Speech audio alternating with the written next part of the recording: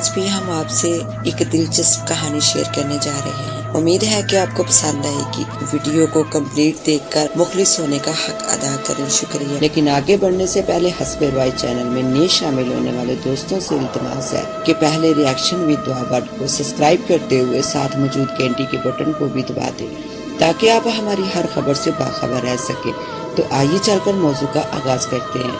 Friends कहते हैं police वालों से दोस्ती भी महंगी और दुश्मनी भी, लेकिन इस मुहावरे को आप ऐसे कहें कि जन्नत से दोस्ती भी महंगी और दुश्मनी भी, तब भी कुछ गलत नहीं। एक ऐसे लड़के का माजरा जो एक जिन को दोस्त बना बैठा था और जिन उसकी जान का दुश्मन बन गया। वो जिन दोस्ती के जुनून में उसे अपने साथ लेकर जाना जाता था। तो आइए कहानी में देखते हैं क्या होने वाला है। स्टडी कंप्लीट करने के बाद मैंने एक प्राइवेट फर्म में नौकरी कर ली, जबकि मेरा छोटा भाई आदल अभी स्टडी कर रहा था। हमारी उम्रों में सिर्फ 1 साल का फर्क है और ये फर्क इतना बड़ा नहीं है कि मैं आदल के साथ बुजुर्गों की तरह पेश आता। हम दोनों आपस में बेहद बेतकल्लफ थे और इस बेतकल्लफी की वजह ये थी कि हम दोनों के दोस्त मुश्तरका थे। इस तरह हम सब दोस्तों का एक ग्रुप बन गया था। बाज़ औक़ात इंसान की जिंदगी में ऐसे वाक़यात भी पेश आते हैं अक्ल जिनकी पेशगोई करने से कासर नजर आती है, मगर पेशे नजर हक़ाइक़ इसे कबूल करने पर मजबूर कर देते हैं। हमारे साथ भी एक ऐसा ही वाक़या पेश आया था। हुआ यूं कि एक रोज सब दोस्तों ने तफरीह की गरज से पैराडाइज पॉइंट जाने का प्रोग्राम बनाया। दूसरे रोज हम लोगों ने एक वैन हायर की और पैराडाइज पॉइंट रवाना हो गए। वहां पहुंचकर तमाम दोस्त इधर उधर तफरीह में मसरूफ हो गए। इत्तेफाक से उस दिन मौसम बेहद खुशगवार और ठंडी ठंडी हवाएं चल रही थी और मौसम अबरालूद था। मैं और मेरा दोस्त आसम घूमते फिरते एक ऐसी जगह पहुंच गए जहां हमें एक ठेले की ओट में आदल बैठा था। इसके आसपास कोई नहीं था, लेकिन यूं महसूस हो रहा था जैसे वो किसी से बातें कर रहा हो। हम रुक गए। मैंने आसम की तरफ देखकर सरगोशी की। ये आदल किससे बातें कर रहा है? कहीं कोई गाना तो नहीं गा रहा? आओ आस्था से आगे चलकर सुनते हैं। आसम ने भी सरगोशी की और हम दोनों नहायत मुख्तात अंदाज में चलते हुए आदल की तरफ बढ़ने लगे। हम एक ऐसी जगह जाकर छुप गए जहां हम इसे आसानी से देख भी सकते थे और इसकी आवाज भी सुन सकते थे। वो कह रहा था, बस तो फिर हमारी दोस्ती इन्हीं बुनियादों पर कायम रहेगी। अगर तुम मुखलिस रहोगे तो मैं भी मुखलिस रहूंगा। फिर इसने हवा में यूं हाथ हिलाया जैसे किसी से सलाम कर रहा हो। आसम और मैंने एक दूसरे की तरफ हैरत से देखा। फिर इसने आदल की तरफ देखकर बुलंद आवाज से कहा, अच्छा तो तुम हमें बेवकूफ बना रहे हो। आदल ने पलटकर हम दोनों की तरफ देखा तो हम दोनों इसके पास पहुंच गए। आसम ने हंसते हुए इससे कहा, वाह भाई वाह, बहुत अच्छी अदाकारी करते हो तुम तो। क्या मतलब? आदल ने संजीदा लहजे में कहा। ये किससे बातें कर रहे थे? मैंने पूछा।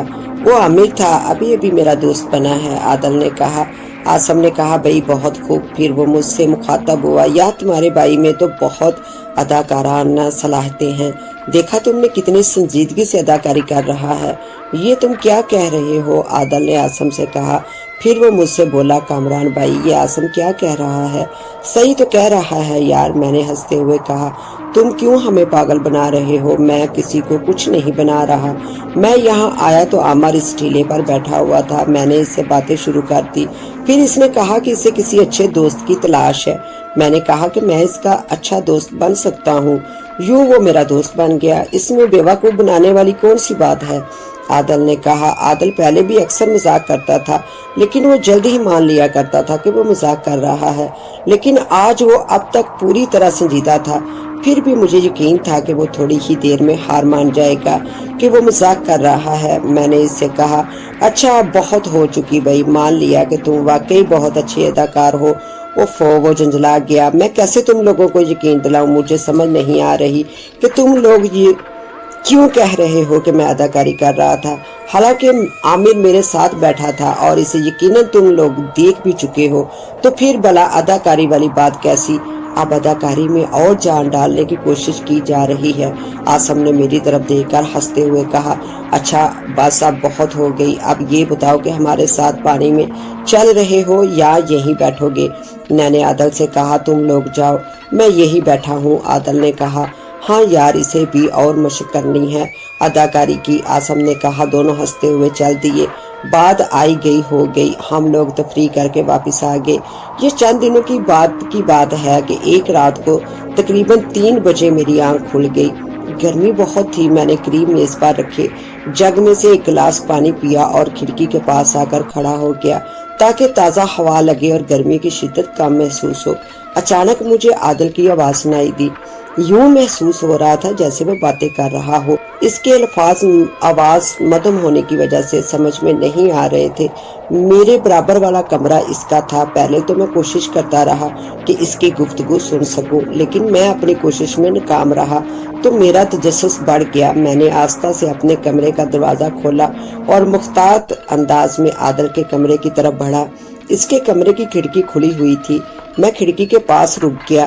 اب مجھے عادل کی آواز واضح طور پر سنائی دے رہی تھی۔ وہ کہہ رہا تھا، میں سب کچھ چھوڑ کر کیسے جا سکتا ہوں؟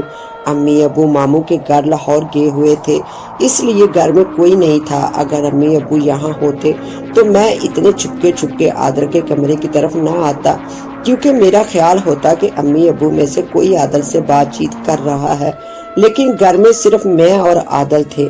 عادل نے جو بات کی تھی اس کے جواب میں مجھے توقع تھی کہ کسی اور کی آواز بھی میرے کانوں تک آئے گی، لیکن کوئی آواز نہ آئی۔ البتہ کچھ دیر بعد ہی عادل بولا، دوستی کا یہ مطلب تو نہیں کہ جو کچھ تم کہو میں مان لوں۔ کچھ دیر بعد وہ پھر بولا، یہ تو زیادتی ہے، میں تمہارے ساتھ ہرگز نہیں جا سکتا، یہاں میرا گھر ہے، میرے گھر والے ہیں، بھلا میں ان کو چھوڑ کر کیسے جا سکتا ہوں؟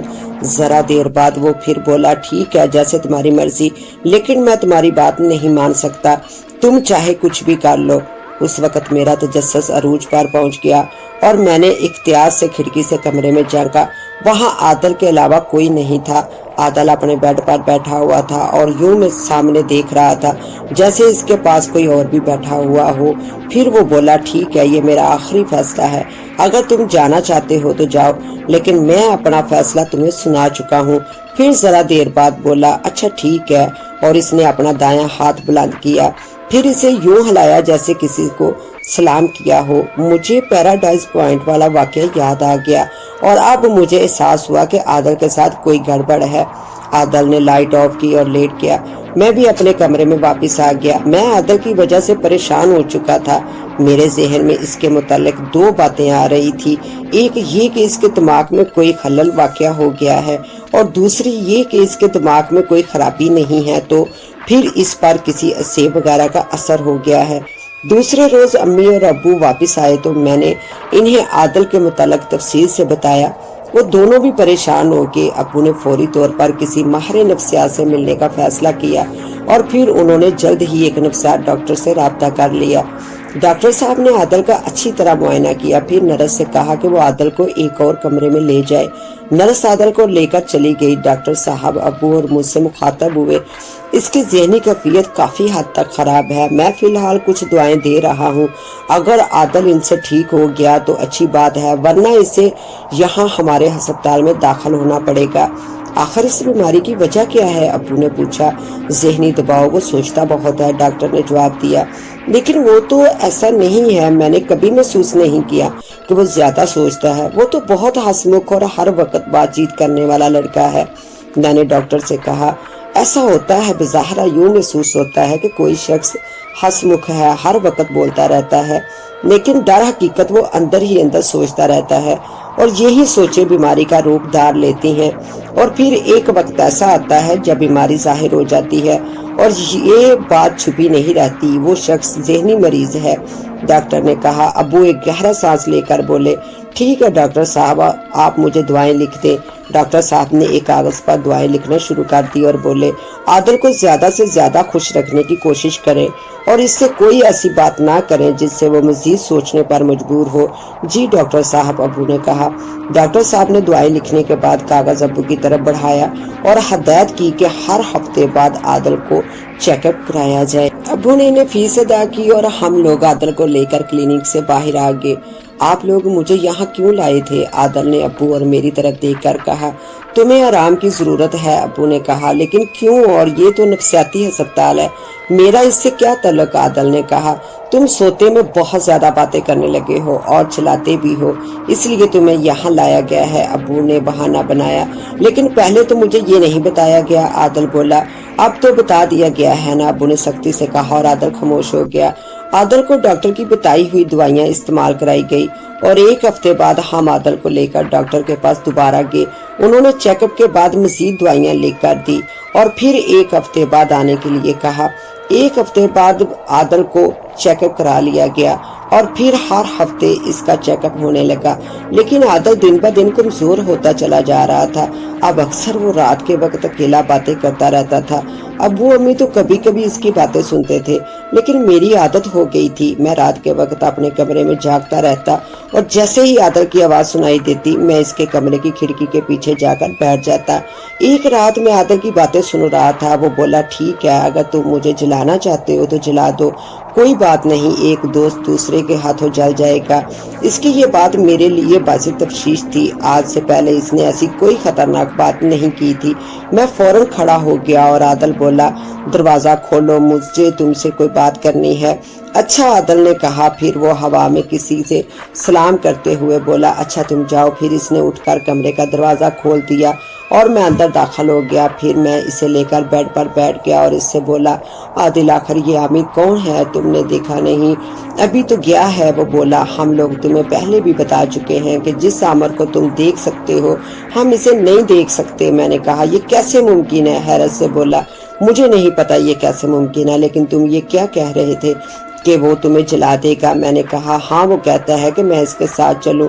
اگر میں اس کے ساتھ نہیں گیا تو یہ میرے ذہن کو قابو کر لے گا اور میں خود اپنے آپ کو آگ لگا دوں گا، یعنی ایک طرح سے وہ مجھے آگ لگائے گا۔